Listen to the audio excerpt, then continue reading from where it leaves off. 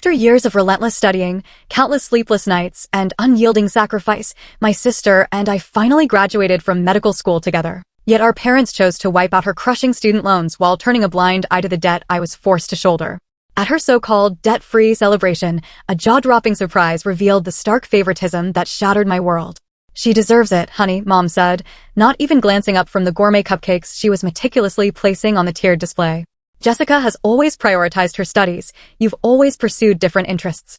Her casual tone stung more deeply than any slap. I stood in our family kitchen, my freshly framed medical school diploma still hanging on the wall, trying to make sense of Mom's words. "Mom, we both graduated with honors.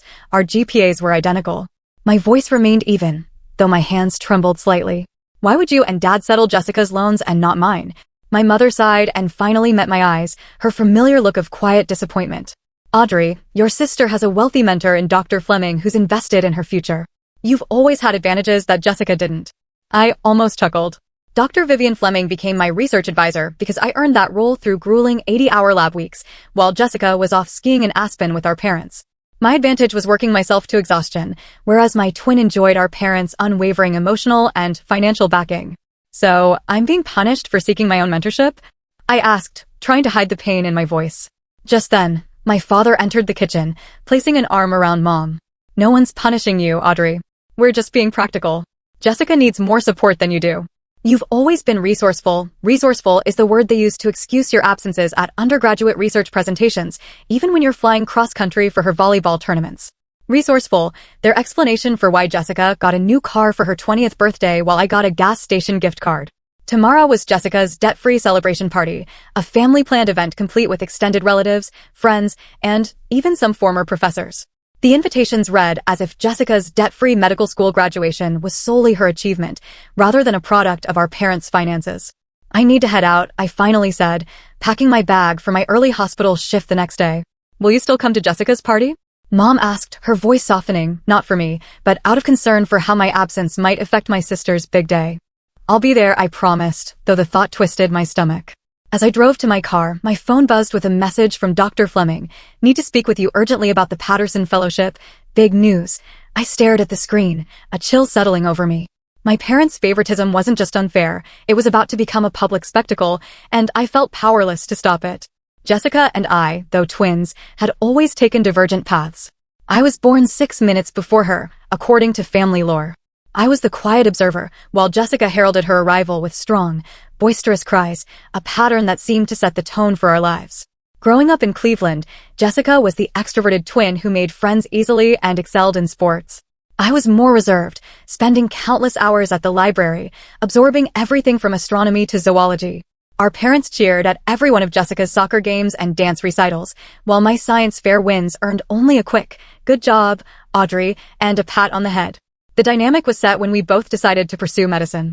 Our parents celebrated Jessica with genuine enthusiasm, yet they expressed concern for me about handling the workload and pressure. "Medical school isn't just about being smart, Audrey," Dad had warned. "It's about grit and determination." Jessica's always pushed herself harder. The irony stung. At Ohio State, I maintained a perfect GPA while working part-time to cover my expenses, whereas Jessica struggled with organic chemistry and physics, receiving expensive tutoring and prep courses paid for by our parents. When I scored in the 98th percentile on my first MCT, they merely nodded and said, "That's nice, dear." Despite everything, I never resented Jessica. She was my twin, and I loved her. She didn't cause our parents' bias, she just benefited from it. I sometimes wondered if she felt uneasy about their clear favoritism, though she never openly admitted it. We both got accepted to the same medical school in Michigan, and for 4 years we studied side by side, supported one another through grueling rotations, and celebrated each other's successes. I hoped that, at last, our parents would recognize our equal accomplishments. Instead, they found new ways to elevate Jessica's achievements while downplaying mine. When I was chosen to present research at a national conference, Jessica coincidentally received an award for community service that same weekend. Guess which event our parents attended? Everything shifted in our final year when Dr. Vivian Fleming, a renowned neurosurgeon, took notice of my research on pediatric traumatic brain injuries. Under her mentorship, I finally flourished. I had someone who saw my potential and pushed me to excel, not in spite of, but because of my unique approach. "You have a gift for research, Audrey," Dr. Fleming once told me. "You see patterns others overlook. That insight can't be taught." I longed for my parents to view me through her eyes. The morning before Jessica's celebration, I met Dr. Fleming in her office, a striking woman in her 60s with silver hair and piercing blue eyes that seemed to miss nothing. Her office was adorned with awards, published papers, and photos with medical luminaries from around the globe. "Audrey, please have a seat," she said, gesturing to the chair opposite her desk. "I have extraordinary news." For weeks, I had been anxiously awaiting word about the Patterson Fellowship at Johns Hopkins, the most prestigious neurosurgical research position in the nation. Only one graduating medical student nationwide would be awarded it. "The committee has made their decision on the Patterson Fellowship," Dr. Fleming said, her tone carefully neutral. I held my breath. "They've selected you." Her smile broadened. "Congratulations, Dr. Audrey Collins. You're going to Baltimore." A surge of joy, disbelief, and validation crashed over me. The Patterson Fellowship, the pinnacle achievement for any neuroresearcher, was mine. I don't know what to say," I stammered. "You earned this," Dr. Fleming asserted firmly. "Your research on neurovascular regeneration after traumatic injury was groundbreaking. The committee was especially impressed by your dual approach, combining surgical innovation with pharmacological intervention. The fellowship includes a generous stipend, housing allowance, and, most importantly, complete loan forgiveness. You'll be debt-free, just like Jessica, but through your own merit rather than parental favoritism." There was more. Dr. Fleming's eyes sparkled as she continued, "I've been invited to Jessica's celebration tonight. Your parents extended the invitation to faculty, unaware of our mentorship. I'd like to announce the fellowship news there, if you're comfortable with it." My stomach churned. "I don't know, Dr. Fleming. It's supposed to be Jessica's night, and my parents might see it as me stealing her spotlight." Dr. Fleming's expression grew firm. "Audrey, I've observed your family dynamics over the past 2 years. I've seen your parents at hospital functions and heard them talk about you and your sister. This is your moment. I understand your hesitation, but sometimes recognition must be public to be truly acknowledged." She was right. If my parents learned about the fellowship in private, they'd likely downplay it or credit it to luck rather than hard work. I nodded slowly. As I left her office, my phone buzzed with a text from Jessica. "Mom's really overdoing it tonight. It's embarrassing. Wish she'd celebrate both of us graduating." I stared at the message, confused. It was the first time Jessica had ever mentioned our parents' unequal treatment. Before I could reply, another text came in, this time from Mom. "Remember, business casual tonight, and please let your sister have her moment. It means a lot to her."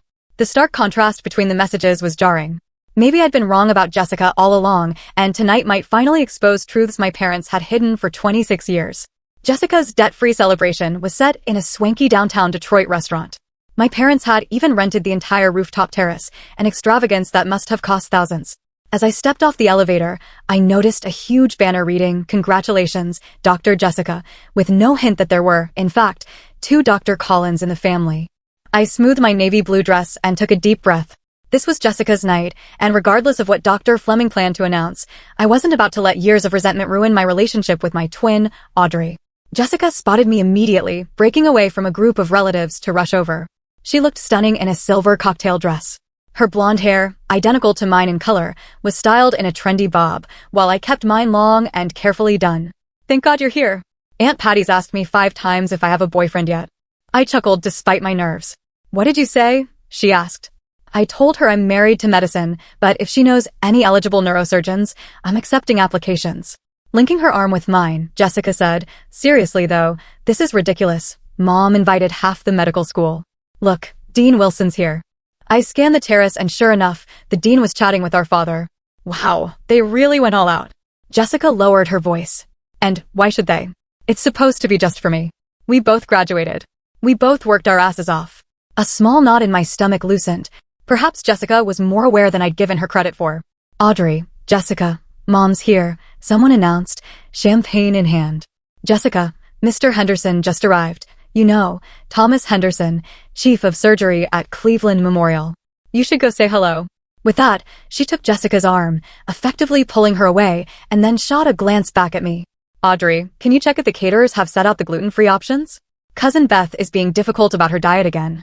And just like that, I was stuck handling catering while Jessica was paraded before hospital administrators.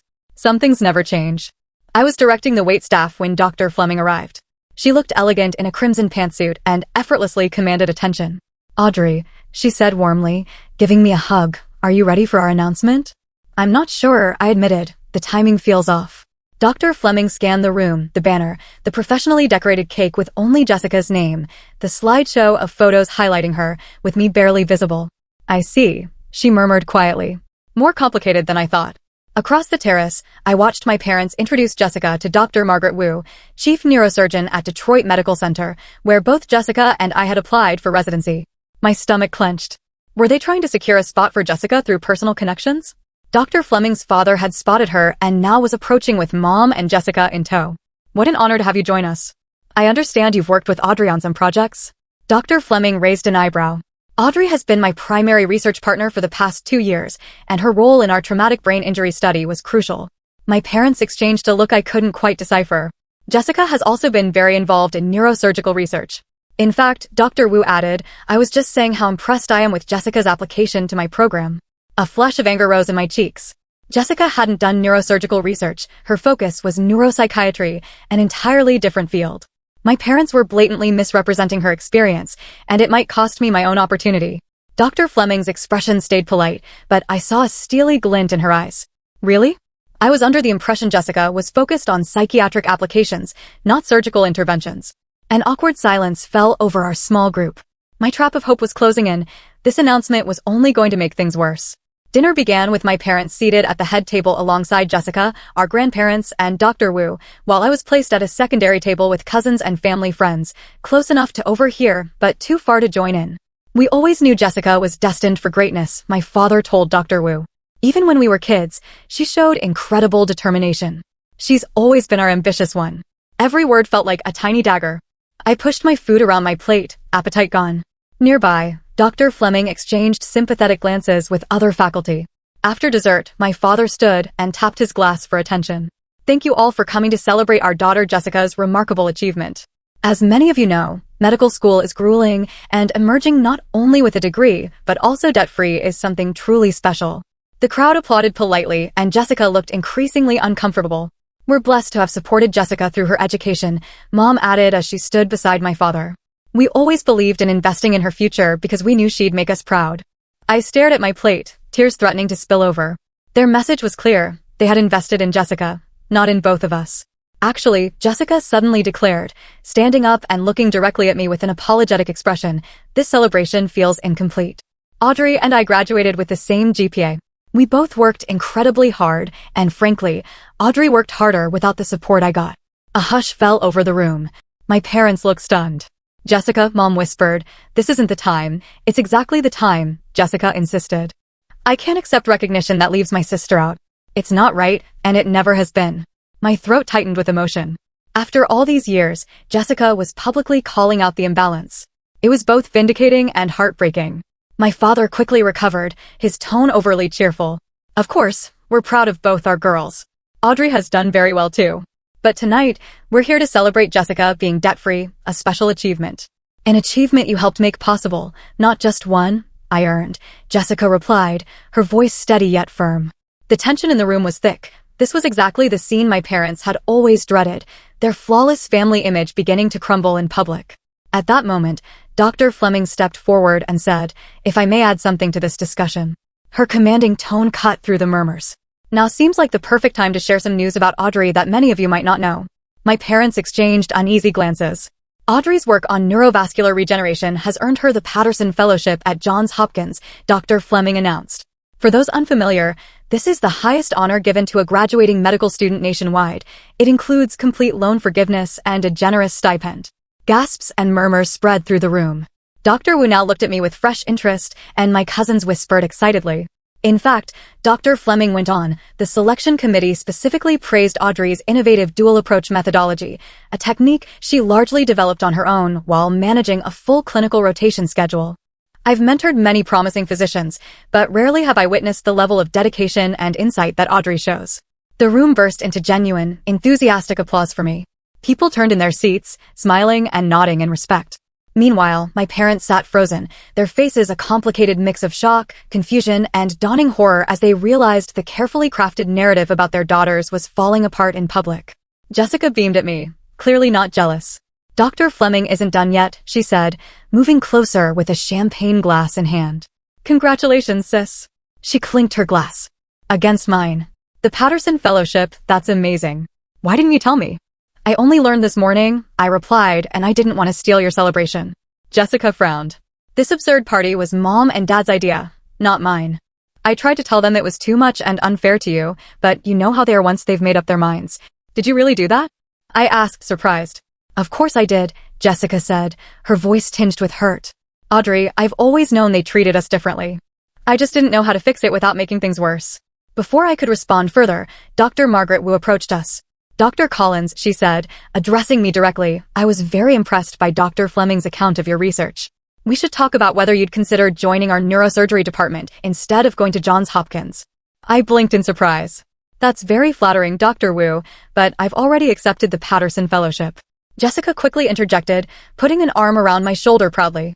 It's a once-in-a-lifetime opportunity, Unity, and you should know my sister never does just one groundbreaking thing at a time.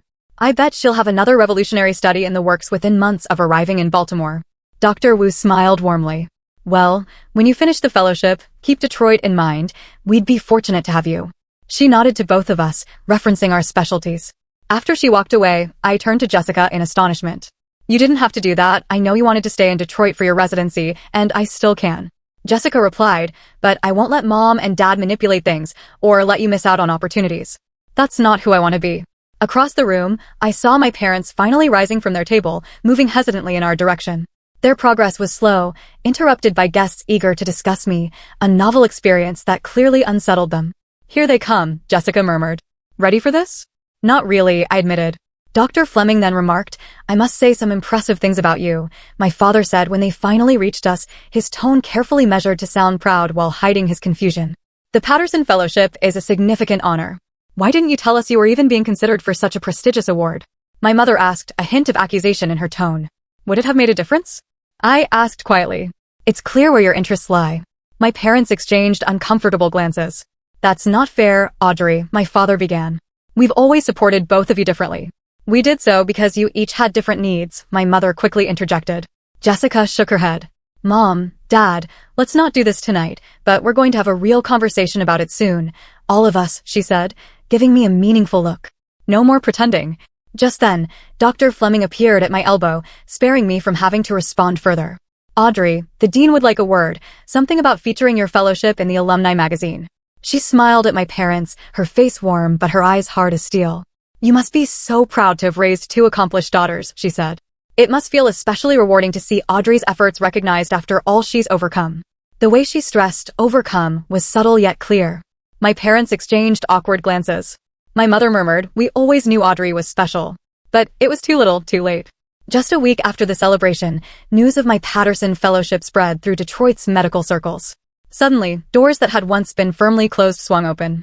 Former professors, who had extended deadlines for Jessica while refusing mine, were now emailing congratulations. Classmates who barely acknowledged me during 4 long years of med school suddenly wanted to be close friends. At the same time, my parents tried to mend things. They appeared at my apartment the day after the party with gift bags and forced smiles.